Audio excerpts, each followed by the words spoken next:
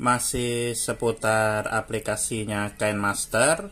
Nah, jadi di sini akan saya tunjukkan bagaimana cara untuk menambahkan suara efek ya, teman-teman. Nah, seperti ini ya. Oke, kita buat proyek baru ya. Nah, di sini saya ada proyek yang lama. Oke, jadi ini kan ada video saya ya, video. Kemudian teman-teman bisa masukkan suara ya.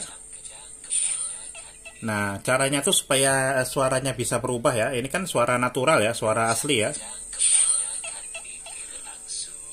Nah, teman-teman klik di sini satu kali ya. Nah, klik di sini jadi kuning ya.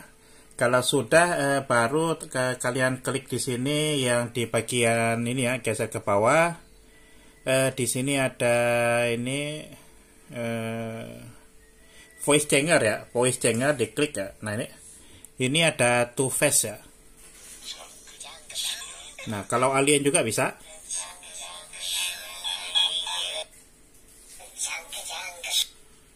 Sudah beda ya, jadi tampilan suaranya sudah jadi beda ya, teman-teman.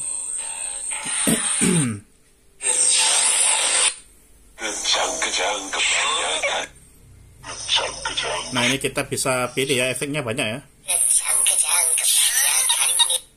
Nah, ini lumayan banyak ya, ini efek suara.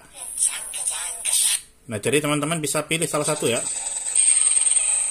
Oke, kalau dianggap sudah bagus, nanti kalian bisa ekspor videonya ya, dan siap untuk digunakan ya, teman-teman. Oke, seperti itu cara untuk masukkan efek suara ya, atau voice changer di KineMaster ya, teman-teman.